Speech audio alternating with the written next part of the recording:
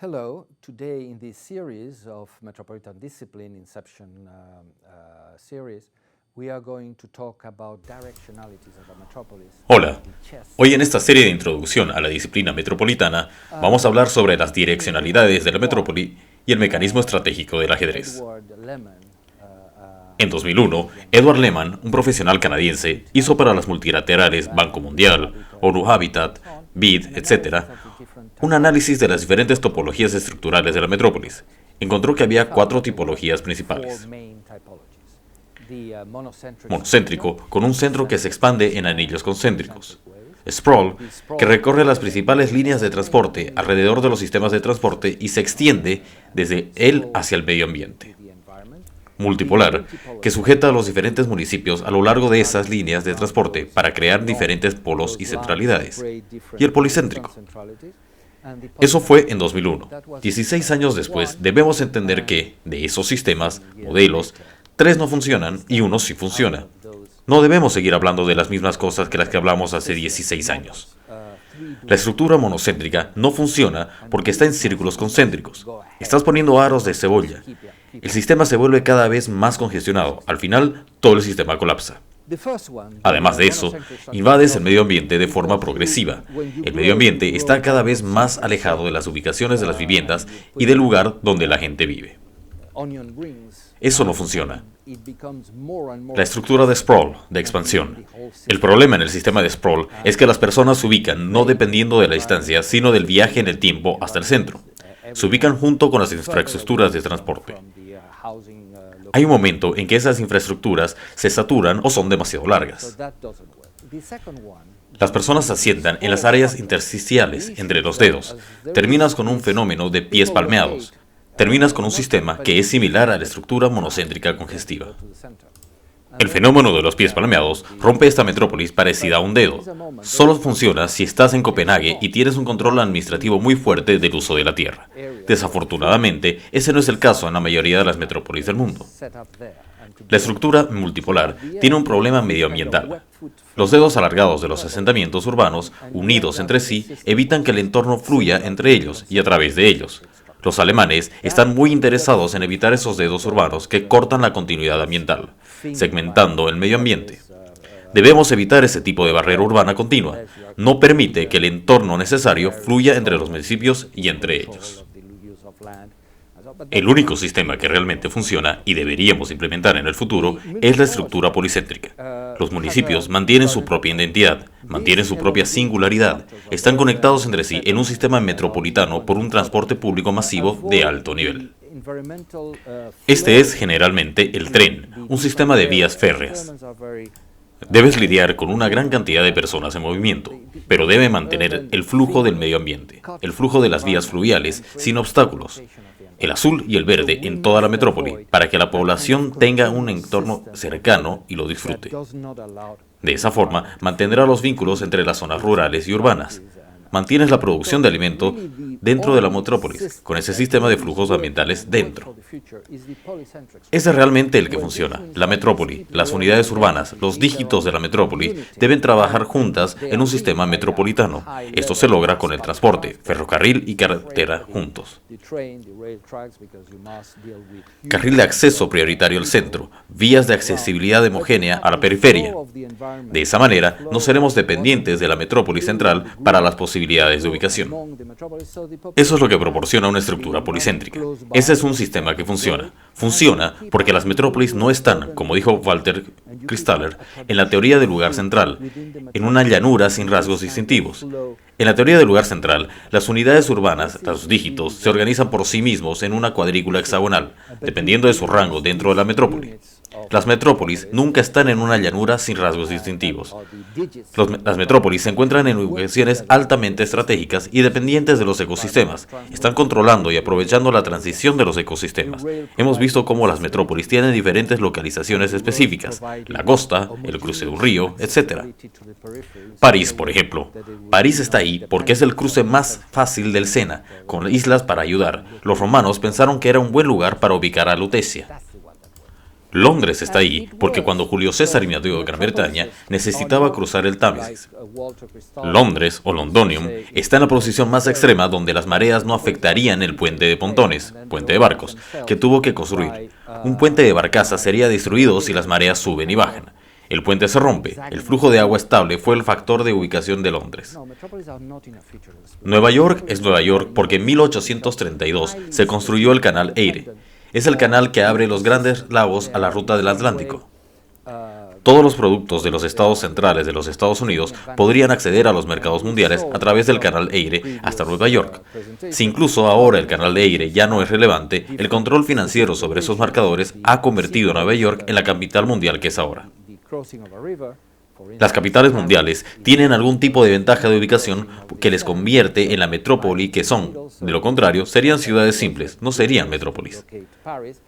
La característica de ubicación es estratégica, define en las metrópolis la direccionalidad principal. También tiene una direccionalidad perpendicular secundaria. La costa es la principal de una metrópolis portuaria. Los ríos que desembocan en la costa son los secundarios.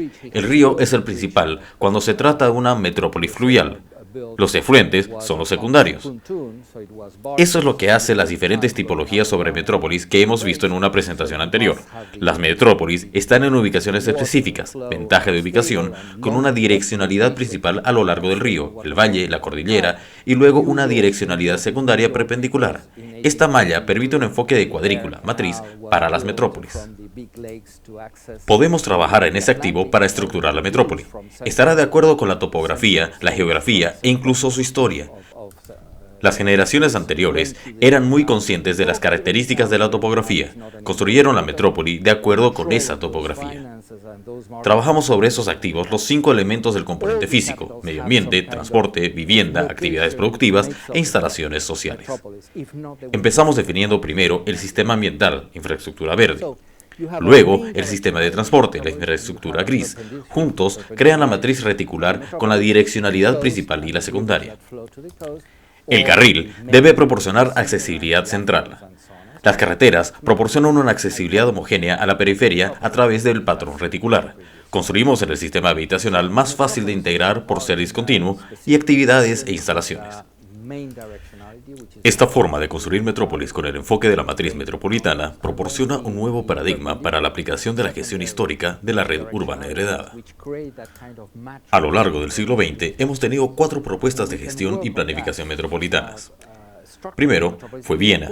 Fue Otto Wagner. Eso fue en 1912. Organizó Viena a través de un conjunto de circunvalaciones. Eso fue hace un siglo. El resultado ha sido el enfoque monocéntrico de las metrópolis.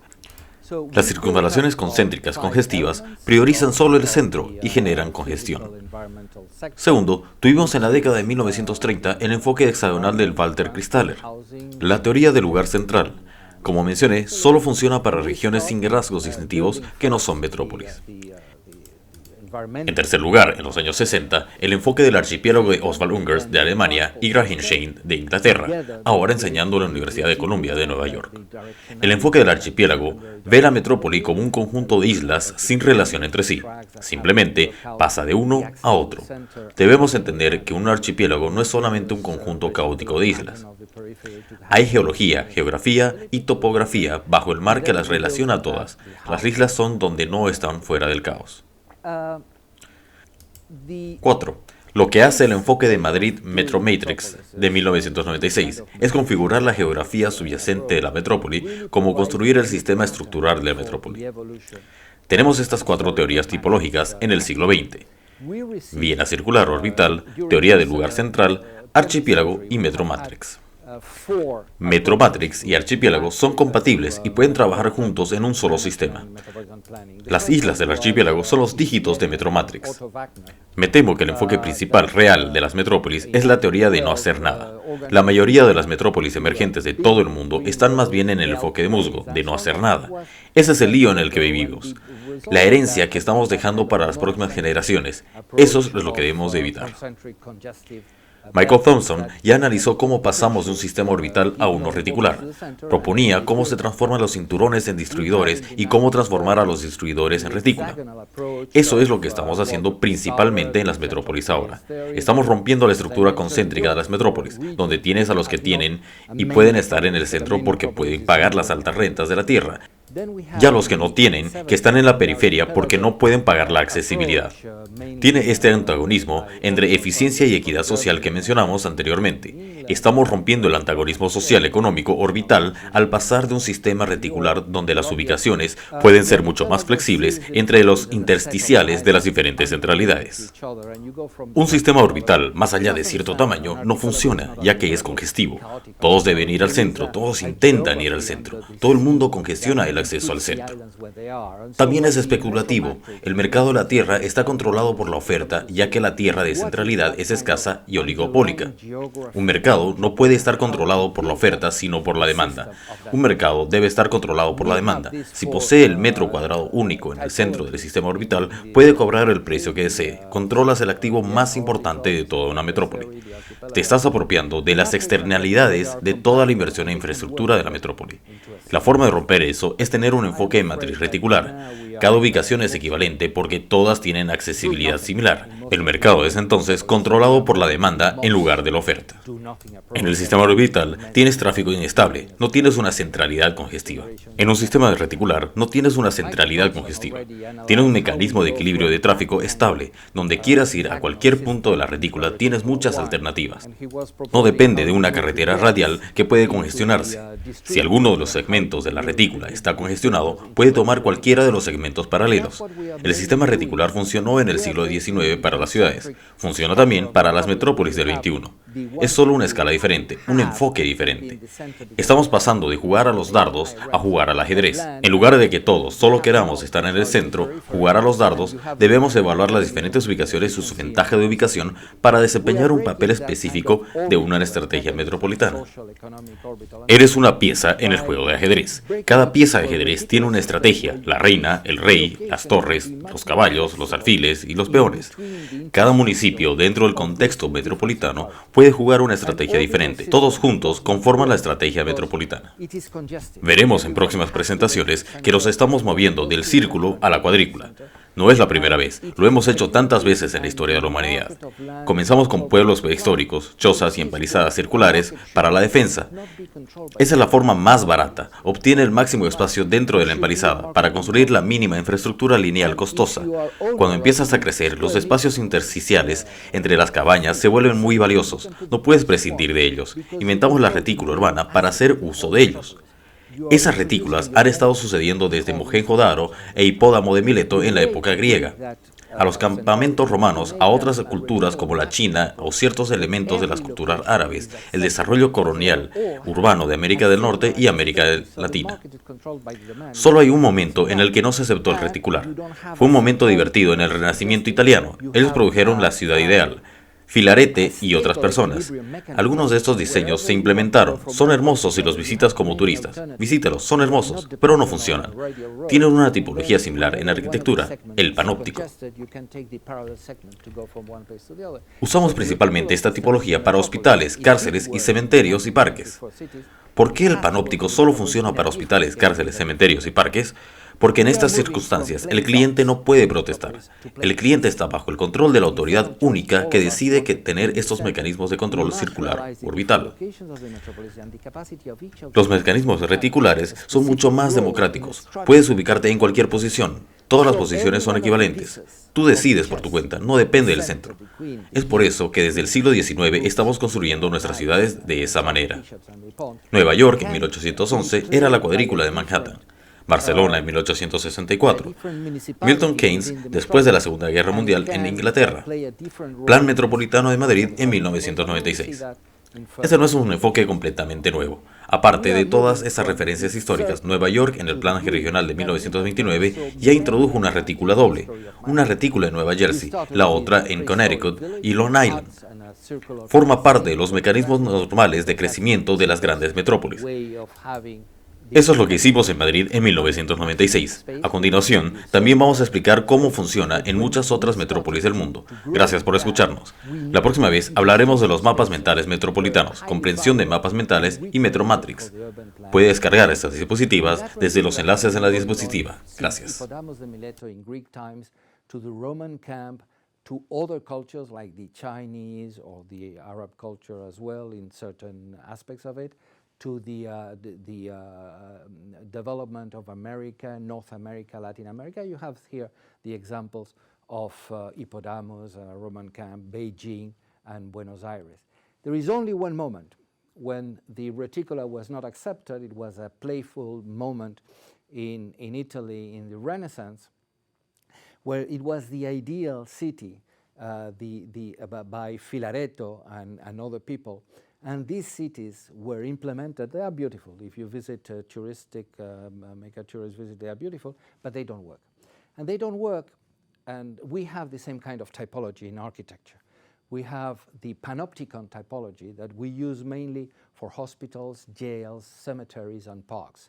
And why that panopticon architecture only works for those typologies of jails, parks, hospitals, and cemeteries?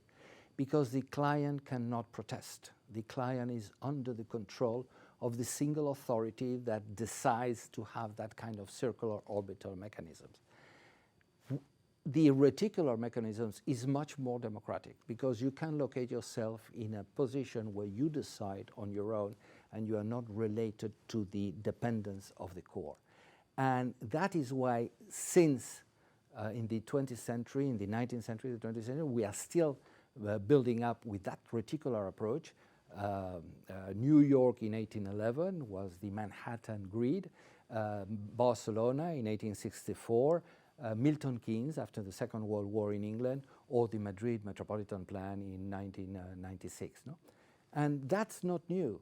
New York in the regional plan of 1929 already introduced a double reticula, one in New Jersey, the other one in Connecticut and Long Island, and it is part of the normal mechanisms of growth of large metropolis. And that's what we did in Madrid in 1996, and that's why we are going to explain how it works in many other metropolis around the world.